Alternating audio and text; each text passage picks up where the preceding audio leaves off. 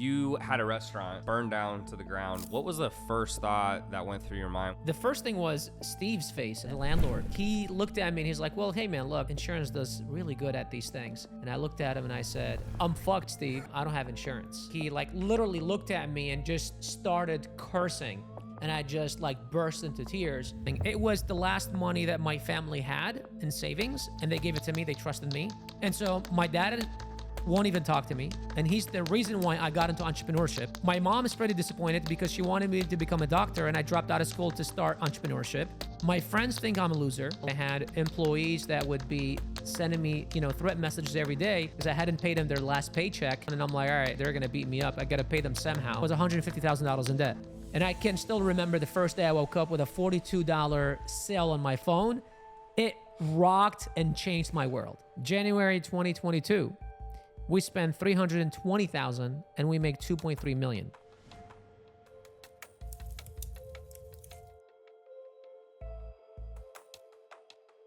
Bashar, I want to start with, you had a restaurant Yes. burned down to the ground. What was the first thought that went through your mind when you showed up and saw that basically everything was rubble? The first thing was Steve's face, actually, who was the landlord. He looked at me and he's like, well, hey man, look, the restaurant hasn't been doing very well, and insurance does really good at these things. And I looked at him and I said, could we swear here, by the way? Yeah, Okay. knock yourself out. All right, cool. Yeah, I was knock like, yourself out.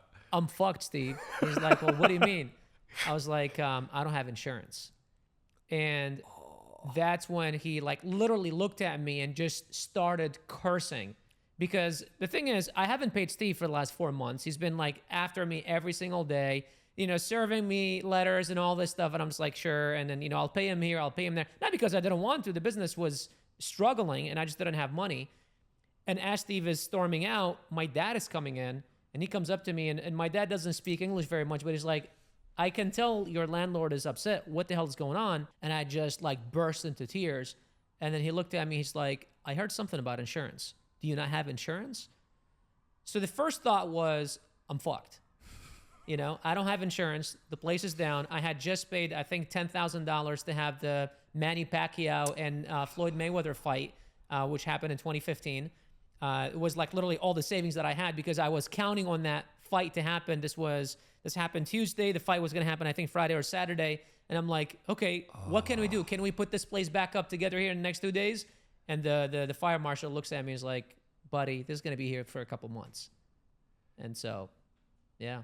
Wow. And when you started that restaurant, we'll get into what you did next, but what was the reason you even started a restaurant in the first place? Did you think that was just the best business to start, or where did that come from? So think about this way. I'm a 23-year-old kid who's partying 7 days a week. And I'm thinking to myself, if I can find a place where I can have fun with my buddies and make money, that is like the coolest thing ever, right? Watching this, don't do it. That's the dumbest thing ever. You don't want to do that. Luckily, I never mixed pleasure and business. I had a lot of our, customers coming up to me, and at the time I was single, try to flirt with me and stuff like that, especially when it's, 1 o'clock in the morning and they've had like, a 6-pack or whatever of Bud Light, but I never did that. So that was a good thing. But it was kind of, that was the whole mindset behind it was, if I can find a place where I can make money and I can have fun at the same time, then that's great. But at the time I had 3 business ideas in my mind. My father owned the second largest factory of clothing in Iraq. So I wanted to start something in fashion because he had lost everything. And I kind of felt obligated to bring that thing back in the family. Something in fashion. I wanted to start a spa, massages, that kind of stuff, nail salon, barbershop, kind of like a mix of all, kind of this big project. And I want to do something in hospitality.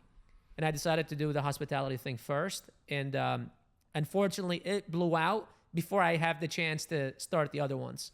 So the restaurant is down for the count. You don't have insurance. Walk us through a little bit of what happens next. I know what happened for the audience, a little context of what did you do? First, I got into depression. That's the first thing. That's where the mustache actually comes from. Because I grew a big beard, and then as I was coming out of it, I shaved the beard and kept the mustache. Got a DUI about 3.5 months after because of that. So spent a night in jail, and that wasn't fun. That wasn't the coolest thing ever. I started driving for Uber and washing dishes at Hilton Hotel because I had employees that would be sending me, threat messages every day because I hadn't paid them their last paycheck, and they all live in the same town. And I'm like, all right, these guys find me in the street, they're gonna beat me up. I gotta pay them somehow. So I get these 2 side jobs to pay them. But I remember going through this period of like 2-3 months of I've always had big dreams. Since an early age, I always thought that I was put on this planet to do something big. I didn't know where it came from. I didn't know why. I didn't know what. It was just the feeling of like, I know I'm going to do something big in my life. And I always dreamt big. But during those 2-3 months after the restaurant burnt down, I was like, this is fantasy world. This is movie shit. This is like fairy tales. This is real life. It's struggle. It's bullshit. You get, kicked in the nuts when you least expect it. And this is it. That's my life. Go get a job. I was actually offered a job at Hilton Hotels, $60,000 a year plus benefits, which at the time seemed like a lot of money, especially when I was $150,000 in debt. And I almost took the job. And so I kind of went into this rut. And sometimes I see people going in this and then they beat themselves down. But I feel like, if you've just had a catastrophic event happen in your life, it's okay. If you feel like shit, it's okay. We didn't talk about this, but 2 days ago, my Instagram page went down. It got I disabled. know how much traffic you run to that. Dude, 80% of our business goes through our Instagram. I think wasn't it all of it? It was up until, because last year the same thing happened, and we've been, starting paid media and stuff like that to diversify our traffic. They just start disabling the accounts for no reason. I've No had it reason. happen to me. No No reason. reason. It goes down, Yeah. and then you have to sit and wait or maybe pay someone. Exactly. What's the status right now? I have a couple guys working on it. I was literally, that's why I kind of took a few minutes. I was in the lobby, talking to a few people, sending messages, contracts, that kind of stuff to try to figure it out. But on Monday, I woke up with that. Like 6 a.m., I opened my phone and it's like, your Instagram page has been disabled. I'm like, fuck. And so I took Monday, and my wife is like, I can't have you do this right now. Your energy is bringing me down. You got to fix this. I'm like, babe, give me the day. I feel like shit. Give me the day. Tomorrow morning, I promise I will shift it. And I've got kind of this process that I go to. It takes 30, 45 minutes. It doesn't matter what's happening. I bring me back, But it's okay.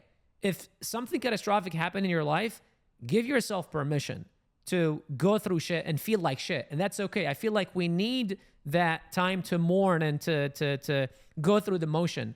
What's not okay is to stay there. Give yourself a limit. It's like, okay, I've got 2 hours. I'm going to do this. I've got a day. I've got a week. Whatever it is, depends on what happened. Like if you lost a loved one, maybe a couple hours isn't going to do it. But if like your Instagram page went down, it's like, all right, it's happened before. I'm gonna give myself a day. Tomorrow morning, I'm gonna fix it, So that's kind of what I think about that. I think after you've been in business a long time, almost maybe like a marriage, and things happen, you just get better and better at handling it because 100%. it's happened before. Absolutely. So here's what I want to go into next. So the restaurant burns down. Obviously, most people who are watching this are going to know you're the Amazon FBA guy. But for anyone who's listening who maybe wants to get into it, how did you come to that conclusion? Hey, here's what I want to do. And maybe start walking us through, how do you start picking products? How do you know which one to do? Which one did you sell first? Start with that.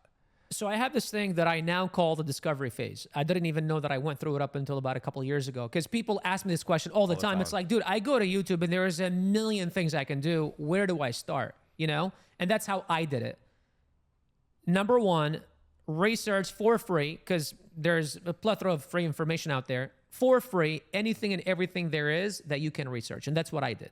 I opened my laptop and I was like, all right, you're supposed to make me money. Show me how. And I just went to YouTube and I started researching, right? Number two, pick the top 3 things that you resonate with. For me, it was wholesale, flipping houses, penny stock trading, and Amazon FBA. And then just follow these things for as long as you can. I say 30 days at least. You don't want to go too long, but 30 days at least. For me, it was probably about like 2 months or so. But I think I kind of went too long. And then after, drop 2 things and focus on one. So I dropped wholesaling. I took a course. I remember I took a course actually on all 3. I dropped 2, and then I kept Amazon FBA. And then you want to find one person that you're like, all right, I resonate with this person, and go all into their teachings. For me, it was this, 17, 18-year-old kid that was driving a Lamborghini. He used to piss me off, because he was a kid in a tank top driving around in a Lamborghini when I was a 25-year-old kid with a real business experience under my belt, not successful, and this kid was successful. And I'm like, what the fuck does this kid have that I don't? Mm-hmm. And focus on that person's teachings. Because regardless what it is you're trying to do, someone else has done it before you. And instead of going through it through trial and error, like that's the only shortcut to success. Piggyback on someone else's success. So for me, it was buying the course, shittiest course that I took in my life, but it showed me the, the 2 or 3 things that I didn't know how to do, because I tried to do it on myself. I launched 3 products and all 3 failed. Because I was like, well, if this kid can do it, I can do it. My ego was, bigger than this place. And then finally I admitted to myself that this guy knows something I don't. And if I want to make it happen, I need to pay attention to them. Do you think most people have that same mindset that they don't need any help and Yes. they stay stuck there? Oh, dude. Why do you think people do that? And is that part of why you got into coaching? 100%. The reason why it's ego, for me at least. We all have ego. And I think a degree of ego is necessary, right? Because you can't not have ego, then you'll get yourself in trouble. But having too much ego will even get you in a lot more trouble, because what happens is when you have that ego, you now don't have that beginner mindset anymore. And unfortunately, that happened to me after I hit 8 figures, and after I was praised everywhere I went, and I was the guy that grew a personal brand from 0 to 2 million followers in like a record time and whatever. And everyone was telling me that how great I was, and then that ego came back to me, and I ate shit. And so we have to make sure that we understand that our ego exists, keep it in check, and be aware of it, and be aware where it's holding you back and when it's actually needed. In a situation where it was needed, I was being held hostage by an agency that was running my traffic the second year of business. And they said, unless you comply with us and do it the way that we want it to be done, then we're not going to run your stuff. And that's when I needed my ego to show up and say, you know what? Go fuck yourself. Just like I found you, I can find someone else. I fired them and I went and figured it out by myself. So a degree of ego is necessary, but it's really important to understand that it can hold you back. It's held me back more times than I can think of. And I know it holds a lot of people back as well.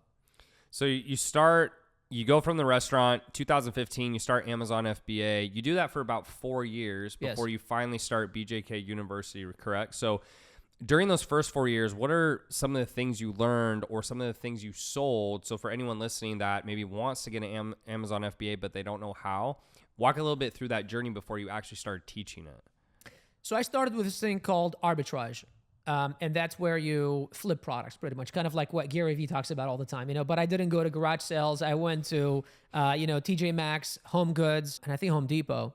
And I would buy products there. I had a criteria. So I had to, at least the difference between what I can buy it for and what I can sell it for has to be at least $10, $12. The listing on Amazon can't have more than 10 competitors, and reviews can't be more than 300 reviews on the listing. So I'd buy products on these stores, and then I would flip them on Amazon. And I can still remember the first day I woke up with a $42 sale on my phone. It rocked and changed my world, because up until now, I grew up in retail. I worked in restaurants since I was 16. I migrated to America when I was 16. I got a job at McDonald's right away. And since then until Amazon, I had worked and owned restaurants. And it was always, you got to buy the food, prep the food, serve the customer, clean after them for you to make money. Where here, I literally made money in my sleep, and I was like, holy shit. Okay, well, if I can sell 1 unit in my sleep, can I sell 5? Can I sell 10? Can I sell 50? Right? And that's when I became obsessed. The problem with arbitrage is that you have to consistently be finding new products. You have to be consistently going out to stores. I had a suspended license, so I couldn't drive. So now I'm slaving out my girlfriend using her mom's SUV to go drive around. Now, here's the funny thing. I don't have a credit card. Technically don't have money. I'm using my wife's credit card. And until now, she's like, since I met you, my credit score has gone down and blah, blah, blah. She had like a flawless credit score. And then because her credit limit would keep going up, or the balance would keep going up, her credit score was like going down. She was freaking out. So that's kind of how it started. And then from there, I was like, all right, this is cool. I love this. but I want something more scalable. As I started making more money, I was looking for something more scalable, something that I can, do and work from anywhere in the world. And that's when I discovered private label FBA, which is when you go to the manufacturers directly and buy a product, brand it yourself, and sell it on Amazon as your own product rather than selling someone else's product. The cool thing is you can sell 500 units of this a month. You can sell 1,000 units of this a month, where the initial strategy, if I wanted to sell 500 units a month, it would be of like 20, 30, 50 products. I don't have to physically go and buy these units. So that's how kind of I started my journey with Amazon. And did you learn that in a course, or was it really through trial and error? A lot of it was, none of it was through trial and error. A lot of it was just researching on YouTube, especially the arbitrage side of it. There weren't any courses, at least that I knew of, that were talking about it. There were a couple podcasts that I listened to, but the private label I learned through it. I learned the free stuff, but I didn't make it happen until I bought a course. That makes sense. And then for anyone who's listening, as you're selling it, how were you selling it? Because I think where a lot of people get caught up on is, okay, yeah, I can go find a product, but how do I get enough traffic to sell it? People ask me that. So this is a great question. The other question I get always asked is, why did you choose Amazon? And so to answer both those questions in one, 56% of all traffic, of all online sales happen on Amazon.com. 56%. Over 30 million people, that was a stat in 2015 when I started. Right now, that number is over 500 million people shop on Amazon every single year, spending between $1,200 to $1,500. Over 47% of Amazon sellers have reported making a profit, and over 75% of those have reported making over $100,000 in profit. So for me, as a 25-year-old kid who's got $150,000 in debt, who's never done anything online, these stats were very attractive to me, right? And so for me, it was just a matter of the traffic's there, which is the biggest problem any business has. All I need to do is find the right product. Well, there's over 12 million products active on Amazon, and over 300 million people come into the Amazon platform to buy these products. I just got to find one. And I just got to find about 300 people per month to buy my product out of 300 million. I don't even know what that is, like 0.0000001%, right? And so for me, it was like, all right, it's just a matter of numbers. And the math makes sense. If the math makes sense, I just got to go find that product. Unfortunately, my first 3 products failed because, again, I thought I could do it by myself. And then it wasn't until I bought that course and it showed me a few things that I was missing. And then the 4th product succeeded, 5th product succeeded, and then... So if I'm hearing you correctly, the difference between Amazon FBA versus maybe, quote unquote, a normal business where you're not fulfilling on Amazon is that I might have to buy my traffic on Facebook, YouTube, Instagram. And then what you're saying is that because there's so much organic traffic coming already, you don't necessarily have to go spend that money on ads. Is that accurate to say? 100%. I knew nothing about this world. And so for me to figure out how to find traffic through Facebook, Google, whatever, how to find product, how to fulfill the product, because that's the other thing that Amazon does. Is you're sending all of your products to Amazon's warehouse. Amazon does the fulfillment for you, does your customer service. They ship your product. They store your product. They do all that stuff for you. They handle returns. It's like, okay, all I really need to do is find the right product. That's literally it. So what's the key thing to getting ranked high? Because I'm assuming that's going to play the biggest part. Is it picking a unknown product that just has less competition? Is it picking a super competitive product, but then you have key things you can do to rank it higher? What's really the overall or the best strategy if you're new to Amazon, you're trying to rank your product high? It depends on your goals. Someone watching, if you have $10,000 a month in your mind, it's like, okay, I want to make $10,000 a month online. I would say picking a random product that can generate between 300 to 500 units, that has moderate to low competition. For us, it's reviews. We look at the reviews and we say at least top 10, at least 4 of them need to have less than 300 reviews. That's a moderate to low competition. And it should sell between $25 to $45 as your sell price. That is the equation to make you $10,000 a month. Now, for us, we've been selling for almost a decade. I launch products with $50,000 to $100,000 in budget, minimum. And that's not my criteria. My criteria is I want a product that sells for at least $80 or more. I'm okay with competitors having thousands of reviews, but I also want to make $100,000 a month with that single product, right?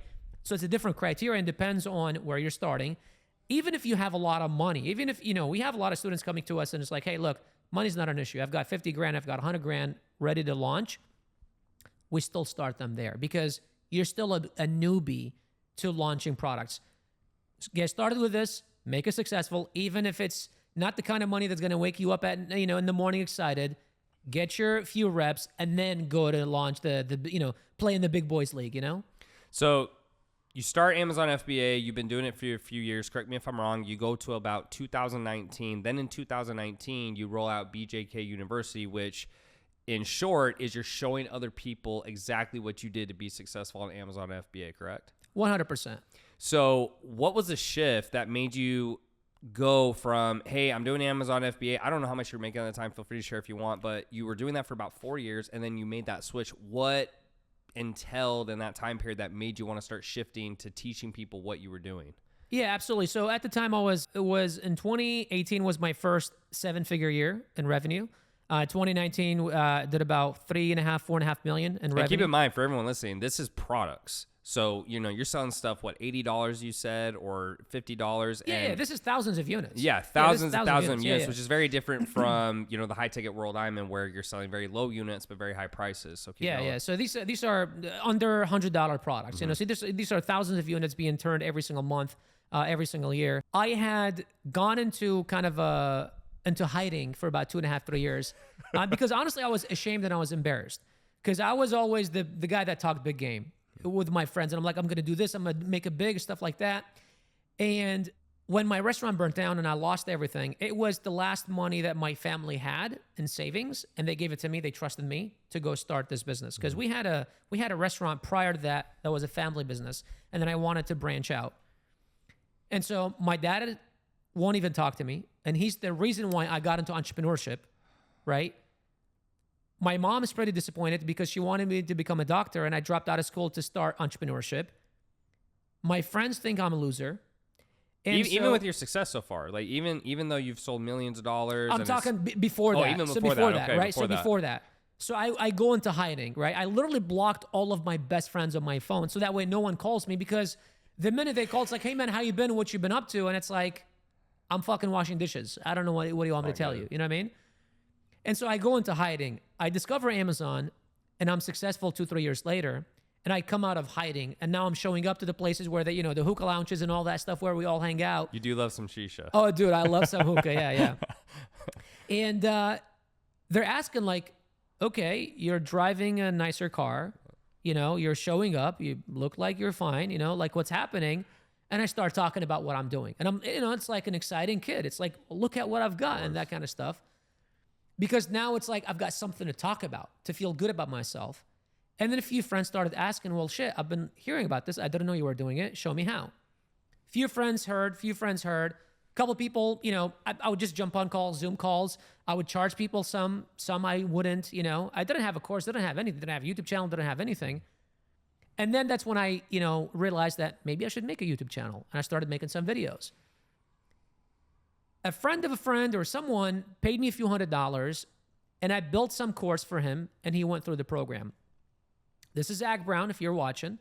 I talk about him a lot. I teach him a bunch of stuff. He goes away, he disappears. He comes back about 6 months later. He sends me a message saying, Bashar, you're the fucking man. In the last 6 months, I've made $36,000 in profit. And I was like, holy shit. Yeah. I was like, damn, I should have taken a piece of this business. The thing that was going through my mind, and I remember I was married at the time. So that's my girlfriend, now is my wife. She comes up to me, she's like, aren't you jealous? I was like, no, why do you say that? She's like, well, I mean, how much did he pay you? I'm like, I don't know, like $400. Like, you just made him 36 fucking grand in 6 months. I'm like, shouldn't you have like a bigger piece of his business? And I started thinking about that. And the thing that dawned on me is this. It wasn't the money that I made from him or the money he made. Is what that money now did for him. This is a 22, 23-year-old kid who was into dirt biking and he wanted to travel the country and go into tournaments, but was a FedEx driver driving 12, 13 hours a day and couldn't do that. Now he was able to do that. And that's when things clicked for me. And I was like, not only can I do this for myself and clear my debt and provide my family a better life, I can do that for other people. And I can do, I can make a decent living out of it, because I'm like, the guy I bought courses to get here. So there's this thing that's called courses that I can teach people. Like, it's not a foreign language, it's a world that exists out there. And then as I started taking more courses, I started realizing a lot of these kids don't even know what the hell they're talking about, and launching all these courses. And I'm like, well, shit, why don't I get into this game? And it was more of the fulfillment part of it that really drove me into it. And then obviously it became a very successful business. And now that's my main focus. Well, and it's funny you say that, because what I love about your story is I relate to that, is you don't actually go out looking to teach people. It's that you actually had success. And then as you have success, people want to know what you're doing. And as you start telling people, at least what happened to me, and I'm sure you can relate, is you just start realizing, oh my gosh, all these people want to pay me money and they want help. And for me, I think, going to your point, it feels very fulfilling to... You have a bigger impact. You just have a bigger impact because instead of you just making money, all these other people are making money because of you. So you start BJK University, right? It's 2019. It's 2024. It's been going about 5 years. You've done crazy numbers. We'll just say 8 figures. You can relay how much if you'd like, but you've been doing that for about 5 years. I'd like to talk more about how that business works now. So obviously we talked about the Amazon side. Now you're in the consulting side. I think people would find it interesting. Talk about, basically, until recently, I know you're having some issues with it, but I remember even years ago, you only have one traffic source. Yeah. You have a very simplified business. Talk a little bit about how your business works, how you run the traffic, how you get the leads, how you, work the leads, the sales team. Talk a little bit about how your business works in general. Yeah, for sure, man. So this was 2019, got into the business 2020, tried to kind of do all kinds of stuff. Sam Ovens was the man that really helped me get off the ground through his courses and masterminds and stuff like that. And I started with Facebook ads and then started getting shut down. I went to YouTube, couldn't figure that out. I hired an agency. They couldn't figure it out, make it profitable.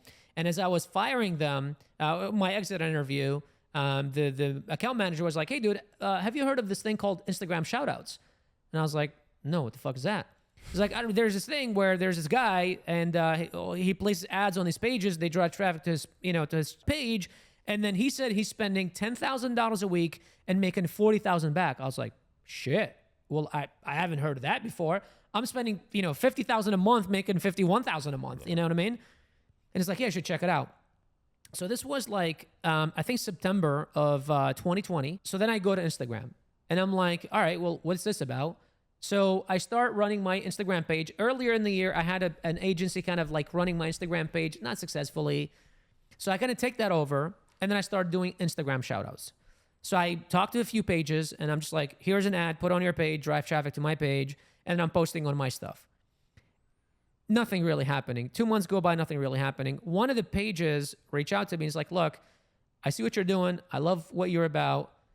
I think you're doing a shitty job and I can do a better job. Pay me $600 a month plus 15% of whatever we generate here.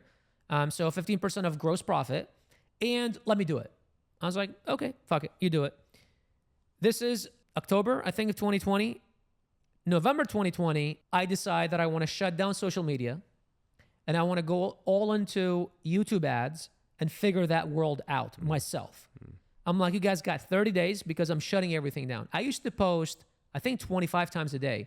Twitter, YouTube, Facebook, Instagram, LinkedIn, everywhere, right? I was following Gary Vee. Gary fucking said post 25 times a day. I was posting 25 times a day. Story, literally everything, bro. And then I was like, this is just not catching traction. I've been doing it for the last 2 years. It's not going anywhere, And I was like, I just want to run ads. I want to do YouTube because Facebook is shitty. I want to run YouTube. And I was like, you guys got 30 days because I'm going to shut down the channel. That 30 days, they spent, I think, $5,000 on ads and we made $12,000 back. I was like, okay, we'll go another 30 days.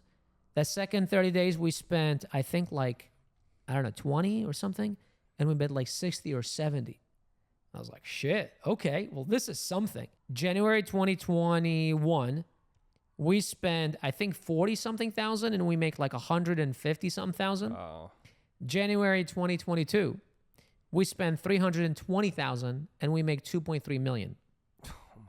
So this is in a 12-month period. We go from 150,000 a month to $2.5 million a month. And break down real quick because some people may not get it. Originally, you were doing it yourself, meaning you're outreaching to pages and saying, hey, let me pay you X amount in return. And then what you did is you found, I guess, for lack of a better word, a middleman who has these connections with the page to say, hey, look, let me do it. And whatever he was doing or whatever pages he was pushing worked a lot better than what you were doing. Absolutely, yeah. And you know, it goes back to the one principle that I've had for the last 4 years, and that's the focus, the principle of focus. That person's job was to find pages, to create promos that converted, and that's it. My job was that, and fulfillment, and sales, and finance, and this thing, and running my Amazon business. Yeah. So that person had a singular focus, and that's why they did a better job than I did. Essentially, the strategy, if you break it down, is, and right now it's a little more popular than it was a couple of years ago, but essentially the strategy is you make posts on your page. So that's how we did it. We make posts on our page. The posts that do better than the other posts, so we were posting 6 times a day. The posts that did better, that, better engagement, better conversion, we take those and we convert them into ads. All we're doing really is just changing the CTA. And the CTA is from, DM me this word or click the link in my bio to follow my page.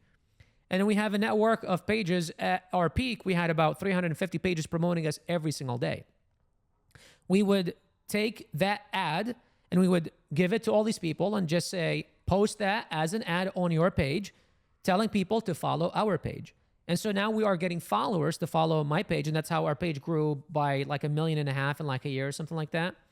And then from there, we are converting them into clients through our content. So the only thing this page is doing is driving traffic to our page, and then our page's job is to convert them to clients by driving them through a VSL funnel. So a video sales letter funnel, opt-in, video, calendar, survey, calendar, sales team. Yeah, and then from what I remember, you had a massive sales team, correct? Yeah, not the smartest thing to do. We scaled our sales team to about 70 people in about 3.5 months. The dumbest thing that we've ever done. Wow. One of the dumbest things we've ever done. And we can go into, further if you want about why that was dumb and some of the lessons learned. But yeah, we at our peak, we had 8 pods of 6 to 8 people. In each for the sales team. And, we were doing about 2,000 opt-ins a day with about 150, 200 calls a day. That was our peak, yeah. Unbelievable. Did you have a bigger sales team because you think you let too many calls on the calendar possibly? Or why did you have such a big sales team? I mean, obviously the volume's there, but do you feel like that volume was, I guess, higher quality, or did you just let everyone come on and let the sales guys fight it out? Like, what was the thought process behind that? So it was a combination of a few things. The first thing was because my leadership team was a bunch of visionaries and no tactical execution integrator, type of people.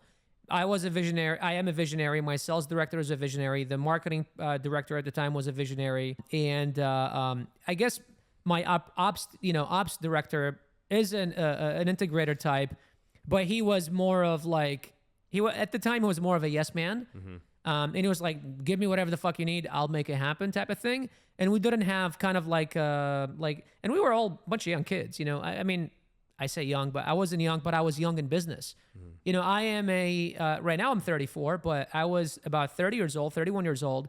And never made that kind of money or had that kind of responsibility or that kind of business before, right? My director of marketing was a 22, 23-year-old kid, never had a business in his life. And so for us, we had 10x our business in the previous year. And so the immediate thing was, okay, we went from 150 to 200 to 2 million in 1 year. Let's go to 10 million this year per month. And to do that, we need this many leads. We need this many sales team. So go hire, I'll go work on my leads, and then I'll see you at the top. Dumbest thing, the company had no infrastructure, zero.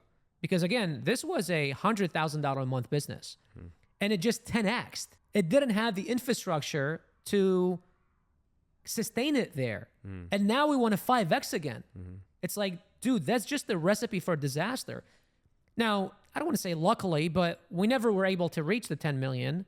We started declining because of that, and because of the marketing just couldn't produce more.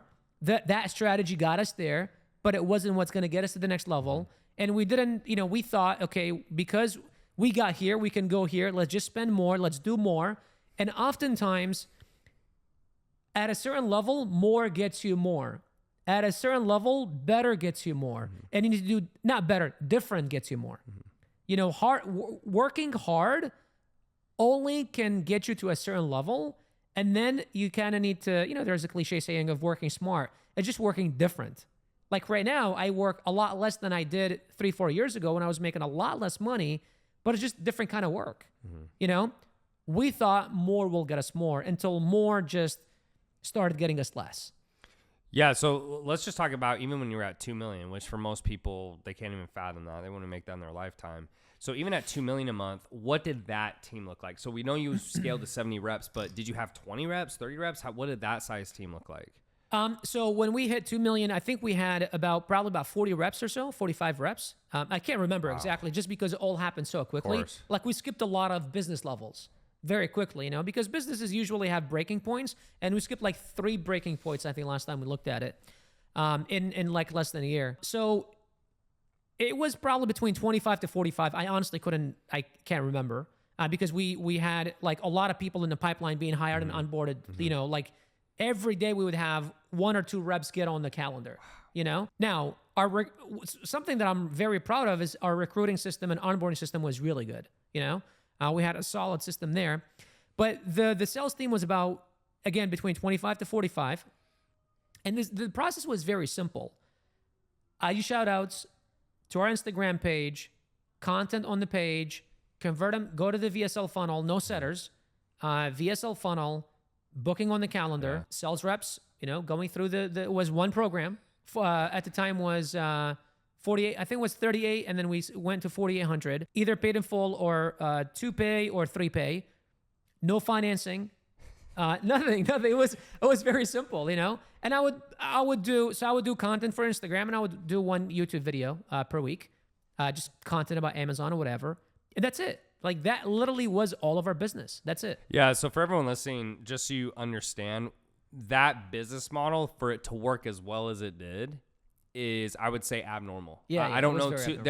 Bashar is one of the only guys, when he told me his traffic source and he had no setters and he had a sales team and I'm doing 2 million a month, I would scratch my head, because no one in the industry, as far as I knew, was doing it. So around this time, I want to say, let's say it's 2021, 2022, somewhere in that range, at least what I've experienced in my business, and this is what I'm curious about, is we've gotten to about, you know, between 1.5 to 2 million a month. That was our peak. And then I was in the same boat where, hey, just more. And around that time, I really noticed that, at least since that time, I've noticed this is when COVID is starting to come down and more people are maybe going back into the workforce. IG shout-outs don't seem to be the same as they are now, as they were back then. More competition, stuff like that. So I guess I'm curious, besides the sales team, we'll just put that to the side. Obviously, we get that. What do you think was the biggest bottleneck? Is it the fact that Instagram shout stopped working as well? Is it the marketing's getting harder? Is it more competition? What was the bottleneck outside of the sales team? Because that's what I think people would be curious to hear about. So a couple of things. This is very emotional for me, because looking back, it's like hindsight's 2020. But looking back, it's like we made every single mistake in the book. And although I had mentors around me, that year, 2022, was our biggest year. And I also invested over $600,000 in coaching, masterminds, mentors, one-on-ones. In a year. Wow. I was in Tony Robbins' inner circle. I was in Russell Brunson's inner circle. I was doing one-on-ones with Dean Graziosi, Ty Lopez, Dan Locke. I mean, every single person that I knew. And it was the best strategy. But it was the state of mind that I was going into it. Because in my mind, it's like, all right, I'm here. I know the only shortcut to success is learning from other people and avoiding mistakes. Okay, that was perfect. So who's way ahead of the game and than I am? Let me go learn from them. Because I believe in learning vertically than horizontally. So that was a great strategy. The state of mind that I was in going into these calls and into these sessions was, I'm the shit. Ego. So the ego had come back. And I no longer had the beginner's mind anymore. Sam Ovens, who was the person that I looked up to all the time, I started thinking, I've probably overgrown this guy. I need to kind of look at other things. And now looking back, that was the dumbest fucking thing that I had ever done. Although I asked them for advice, I didn't do what they said. I remember the first call I got on with Dan Locke. Now, Dan Locke, I think, I don't know, I think had built one of the largest, coaching businesses in our industry. Yeah. And when we were growing with his team. That's when he was falling. And literally half of his team came to our company. Oh, no way. My director of sales actually was one of Dan Locke's leaders and then came over to our company. And so I was like, all right, I don't want to do that. So let me learn from Dan Locke. And that's why I had one-on-ones with him. The very first thing I remember him telling me, he said, the worst number in business is the number one. I was like, okay, well, what do you mean? He's like, well, what in your business right now is one? I was like, well, fuck everything. I've got one offer. I've got one traffic channel. I've got one sales funnel. I've got one of everything. And I was very proud of that because I was like, yes, that's my principle of focus. I remember having that convo with you and you telling me that. And I don't know if you remember, but I was mind blown. I went, what? Like, you're kidding me. And you're like, yeah, won this, won that. And I was like, this guy is crazy. And he's got 2 million. I just never seen anything like it. Yeah. Exactly. And we even joked around about it. We said, you know what? I'm going to actually launch a book. And then the book is going to say, how to 2 million a month or something like that. And then the book is going to have one page. It's going to say focus. The end. Like literally, I still remember we were talking about it. Like it kind of got a little serious too, you know? And he said the number one. So that was the first thing. Then I got another aha moment when I read the book by Ray Dalio, where he talks about how the last 3 or 4 empires, the Dutch Empire, the British Empire, and then the Chinese Empire, and then now the American Empire, rose and fell. I forget the name of the book. It's a big old 700-page book. And he talks about uncorrelated things. He really talks about investment and that kind of stuff, like how to create uncorrelated avenues where if one thing goes up, it doesn't impact the other thing. So was that. And then the last thing was also Ray Dalio at a Tony Robbins event talking about how things don't last, good or bad. And whatever it is you are doing, understand that it won't be like this forever. So it was these 3 points that I had coming to me, but it was because of the state of mind that I was in. I was repelling them because of the ego. And I was like, no, I know what I'm talking about. I know what I'm talking about. Now looking back, if I had focused on even one of those 3 things, we wouldn't have had the downturn that we did. And that was, number one, having one traffic channel isn't sustainable. It's great to start. You don't want to start with 5 different things, 10 different things, because you only have a specific amount of time and energy. So focusing on the one thing was really good. But then there was a point in time where now you need to start looking for new things. Because like you said, IG shoutouts were, we were getting 6 to 8x return. Right now if we get 3x, we're like, holy shit, that's a great freaking month. You know what I mean? Changed. And so for us, it was not seeing and believing that what goes up continues to go up. And that what got us here is going to get us there and is going to continue getting us there. Instead of looking for those, Sam Ovens talks about the S-curve, right? It's like understanding when you are on the way up and then coming up with a new S-curve, because if you ride the S-curve all the way up, it's going to come down crashing, right?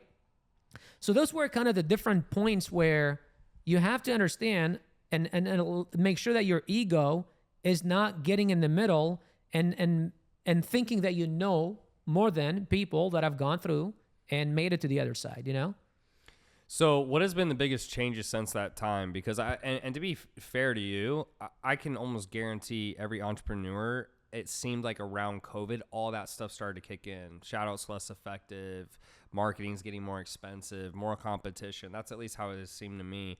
So if you could go back, you got that advice. If you could go back, what would you have done differently that you didn't do at that time? Nothing. Because I wouldn't have the mindset I do right now if I did. I have no regrets and I'll never change anything just because what I know today, trying to explain it to Bashar then wouldn't have worked because I have a dozen, millionaires and one of them is a billionaire, try to explain it to me and it didn't work. So it's like, sometimes you just have to touch the stove to find out that it's fucking hot. Yeah. No matter how many people tell you it's hot. Looking back in hindsight, we got here, stop growing. And that is the toughest fucking thing you can tell an entrepreneur. Yeah. Stop fucking growing, bro. Yeah. Build some processes. Build some systems. You got no foundation, take a breather. You got here, celebrate it, stabilize it, hire, build processes, and then now build a plan to go to the next level. And what is the next level? Because we didn't even know where the fuck we wanted to go. We were just like, grow, all cost. And that is one of the it's like slow is fast. That is one of the most dangerous things that every entrepreneur will be faced in their journey. And one of the toughest decisions, especially when you just came out of like the best year of your life and you're being told to slow the fuck down. It's like, what are you talking about, dude? Like, hell no. But that's where it takes a level of maturity, a level of wisdom to say no that I did not have 2 years ago. And unfortunately, I had to touch the stove to find out that it's hot for me to realize that, okay, well, I know now that if that happened again, I need to slow down, stabilize, and then scale. You got to clean up your mess. Yeah, so part of it sounds like, is the processes, maybe team, so having leaders in place that can take stuff off your plate, at a massive scale. I guess I'm curious what your take is on this. Recently, we've seen Alex Becker stop doing internet marketing, went to Hyros. You saw Sam Ovens, he's doing school. Alex Hormozi, obviously, he just invested. Do you feel, hey, if I just had these processes in place, this team in place, we'd still be going? Or do you feel, at least in my opinion, in some businesses you have quote unquote ceilings where you can get to this level and some people may break it, but it gets really difficult because of, XYZ reasons. I'm curious your take on that, because I think in some industries, maybe it's just that's kind of the level you're going to get to. Sure. Maybe you won't get higher. Or do you just think, hey, I honestly just think if I had those things in place, maybe we won't have that snag? I think I'm the touchy-feely guy. So I think first it needs to start with your why. What's your vision? Where do you want to go? And why do you want to go there? What is it that you want to do? Because to some people, maybe, I saw one of your videos where you were like, it's at $30 million a year and it kind of gets stuck here. We say $30 million like it's bad. Dude, that's $30 fucking million. I was just kind of like messing around with Google the other day, and I think it was like 1% of businesses ever make $1 million a year. Crazy. And then like 0.1% of businesses ever make $10 million a year. You're talking about 3 times that, bro. Yeah. The 1% of the 1%. Like, what's wrong with 30 million? Right? And to some people, it's like, I don't even know what to do or how to think with 30 million, right? But that's why it starts with what is your why and what is your vision? For me, 8-9 years ago, I need to clear my debt. I need to marry the love of my life. I need to, make my parents proud and retire them. Right now, it's different. Right now, every time I think of achieving our goals and like I get emotional, it's not like I'm going to buy the car, I'm going to buy this, I'm going to do this, I'm going to do that. It's, I'm going to give these bonuses. I'm going to buy this for that person. I'm going to take that. I'm going to pay off this person's. Like, these are and not like that's what I laid myself to think. It's just, these are the first thoughts that come to my mind. And I sit there and I, whenever I'm manifesting stuff like, I just sit there and I get very emotional and start crying about it, But that's what in my core I want to do. My personal mission in life is to create a lasting impact. And what that means is I want something beyond my years lives on that has created an impact on people's lives, right? When I think of impact, I think of someone like the Wright brothers. I think of someone like Walt Disney. I think of someone like Steve Jobs. These guys have been dead, Steve Jobs 15 years, Wright brothers for 100 plus years, Walt Disney, 50, 60 years. And the thing that they created continues to live on. When Elon Musk dies, when Jeff Bezos dies, the things that they have created will continue to live on, right? Even maybe not the thing, like maybe Amazon will crash and burn, but the fact that e-commerce now exists, I mean, I could argue that it exists because of Jeff Bezos, right? Yeah. Uber exists because of these guys. I don't even know who the founders are, All these things, all these creations existed because these people took risk and they went in and they made it happen. You get to a certain point where it's like, dude, how big of a house are you going to have? How many trips are you going to take? How many millions in the bank are you going to have? And if that's the only thing, it'll get to a point where it's like, fuck this business. I'm going to start here. No, not this, not that. So I think it has to come back to the mission for someone like Sam Ovens, for example. His mission was, I remember, to educate Earth. That's what he wanted to do. So for him, he realized that first, it's not fun scaling a consulting business because the way he did it was kind of similar to how I did it a couple of years ago. And he wasn't having fun. He wasn't enjoying it. And he realized that there is a bigger impact to be made in a different way. So that's when he came up with the idea of school. I don't know what Alex Becker's mission is. Yeah. Do you know it? I mean, I don't, honestly. I think from what I've seen, mostly he just talks about the grind of consulting, and he wanted to build something that, you know, was more scalable, and the tracking was a big pain point. I don't know. To be frank, when I haven't had too many interactions with him. I've talked to him a couple times, but I know he's very hyper focused on just being the best he can be. Especially recently, he's gotten really into biohacking and his health. Yeah. But I don't know. I couldn't tell you, to be honest. No. Yeah, so I mean, maybe that's his mission, you know, to live 200 years. I don't know, but you know, it's like what is Brian Johnson? Yeah, exactly. It's like, what's your mission in life? So for me, it's to create a lasting impact, and the way that I know how to create a lasting impact right now is through BJK University. It's through providing them skills they can turn into income within 90 days or less, right? And so for us right now, that skill is Amazon FBA, but starting next year, we're going to branch into other skills serving the same avatar. And we have a 5-year vision. I want to turn BJK University into a $500 million valuation company to where it has 12 different verticals. And we can get into that a little bit more. But then, you know, you can ask, well, why 500 million? It's because I can serve about 20 to 30,000 people per year, number one. Number two, it's because I could have about 500 employees in that company. And then I know that I'm impacting their lives as well as my clients' lives, you know? Yeah, in terms of those different verticals, let's say you said real estate was one of them. Do you know what type? So what could it be, for example, just to get an idea, it wouldn't be more product-based like Amazon. Real estate might be teaching them how to wholesale. Yeah. Or, so it's going to be different types of consulting, essentially, correct? Yeah, I mean, anything. Like, I think of school, for example. People go to universities and they get a degree, not because they're passionate about engineering or because they're passionate about this or that. Maybe some of them are, but I think most of them get it to get a job. But it's really not to get a job. It's what the job is going to do for them. Yeah. What's the end result? They want better life. Unfortunately, the universities have had a monopoly at a better life for centuries. And unfortunately, universities cost a lot more and take a lot longer than a better life should require. And so for us, we want to provide people a skill they can turn into income within 90 days or less at a fraction of the cost. Yeah, you know, something I respect about you, and I think I forgot to hit on this, is, you know, Bashar mentioned he was selling it, let's just say between $3,000 to $5,000.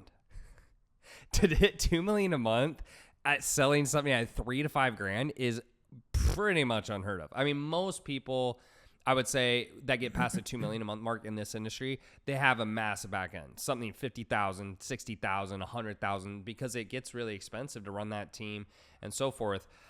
So to go back to BJK, is your hope and vision that it almost replaces college or like going to school, in the sense of that would be almost the college education, or what's your vision for that?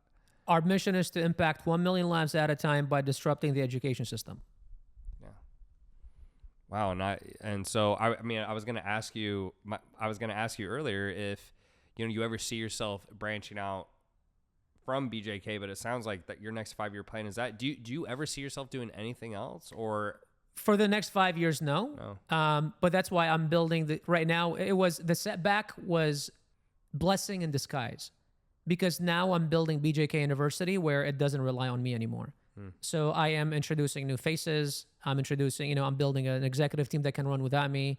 In the next couple of years, next 12, 18 months, we're going to be bringing in a CEO that takes over the day-to-day from me.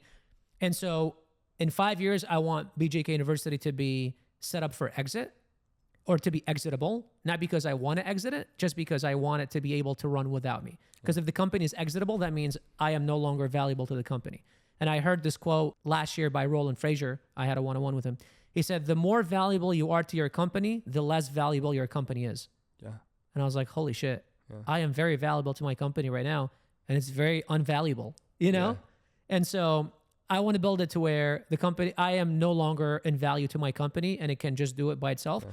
Because the thing is, because my personal mission is to create a lasting impact, today I know how to do that through BJK University. In 5 years, I might wake up and find that there is a bigger impact to be made somewhere else, and I don't want to be stuck. I want to be able to hand it off and have someone continue my mission and my vision with it while I go and create an impact somewhere else. Yeah, and I'm excited for you because that vision and that goal, I think it's a very worthy one, and it's difficult. I actually tried to step out unsuccessfully. I don't know if we talked about that much, but I think it's necessary, but it's definitely going to get you to that next level. I think in personal development, business savvy, everything. I want to talk a little personal development. You seem to have, for lack of a better word, your shit together. You know, you've been married how long now? 6 years. 6 years.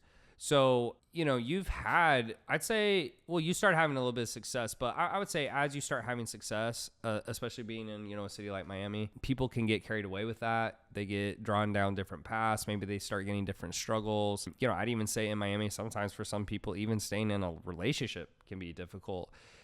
Is there any advice you'd give or things that you've done that have made you stay so focused? Because I know that's the word of the day, but I find that very fascinating when I meet someone who seems just so focused on their mission. They don't get distracted. From what I can tell, you have a pretty, you know, drama-free life. You know, I don't see anything on the outside that would suggest otherwise.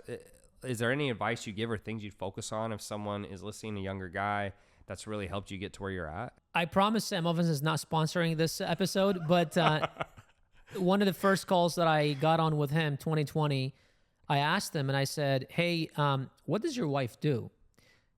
Because in my mind, I thought 5 years ago, if you had asked me, I would have said I want a relationship like Alex and Layla Hermosi.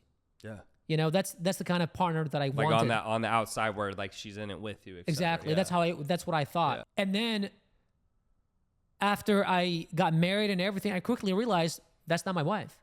That's just not who she is. And for the first 2 years, I was trying to mold her into being that, but that's just not who she was. And we used to fight all the time. What she wants is she wants to raise kids. That's all she wants to do in her life. And I don't know where I heard this the other day. It was like, well, I don't think there is a bigger job than raising the next generation. Like we say that's all she wants, but it's like, dude, that's like the biggest fucking job anyone could have in this world. Literally raising the next generation, continuing your legacy. Would you rather have that or have her, you know, have a career and maybe make a couple $100,000 a year or something? Or maybe have her in your company where you can replace her with a couple $100,000 a year. Like, which one is more important? Like, of course, raising my kids, you know? So I asked Sam and I said, hey, what does your wife do? And I was expecting he's going to say she's my CFO or some shit, you know, or like she has this thing. Or he's like, he said she's an artist or something. He's like, she likes art and she draws and, you know, she takes care of the house and stuff like that. I'm like, what the fuck is this guy talking about? I'm like, so your wife is now this like crazy entrepreneur and, you know, I'm like, how the fuck did you get married to her? He's like, every human has two lives, especially entrepreneurs. We have our business life and professional life, and we have our personal and home life. Only one of those lives can be chaotic at any given time. As an entrepreneur, your professional life will always be chaotic because you're always doing all kind of crazy shit. Instagram page going down out of nowhere, you know? For you to focus and perform in your professional life, your personal life must be perfect. Drama-free. That's my wife. That's what my wife does for me. She provides me a life that is free of drama. Since that day, the way I saw my wife completely shifted. I started seeing her. It used to be like, why the fuck did I marry this girl? To like, you are the reason why I am successful. Wow. And then when I looked back and tracked back, the day I married her, which was March 3rd, 2018, I made my first $21,000. I actually came out of it with $21,000 in net profit in my hand that day. And since then, it's only been up. Because she brings that different energy into the relationship that I otherwise wouldn't have had, and she brings that subtleness and that focus to the relationship, so that way I can go out there and get bloody and fucking get beat up, and then I know that if I come home, I've got a shoulder to cry on. You know, that I'm not gonna be faced with fucking drama and shit at home. And that's what my wife does. When people ask me, what does she do for you? I'm like, she is my CCO. And they said, what is that? I'm like, she's my chief cheerleading officer. I love it, man. So if a young guy's watching this, and you know, at the end of the day, it's also different opinions or choices. But you know, if a guy is, you know, let's say you use Alex and Layla, he may be thinking, hey, should I go for Layla or I go for, you know, the CCO, as you said. I like that.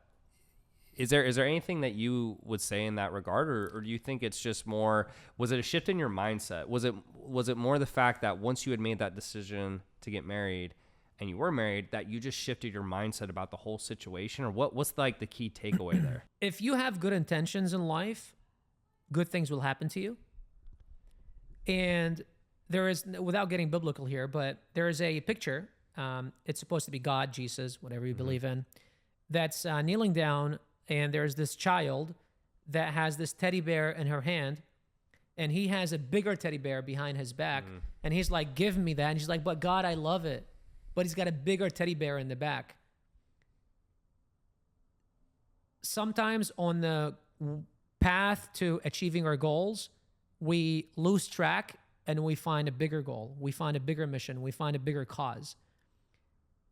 When I was 7 years old, I got this bad injury in my foot, and we're being driven to the hospital. And I'm like crying and bitching and saying how the world is all against me, and I don't know what the hell was going on.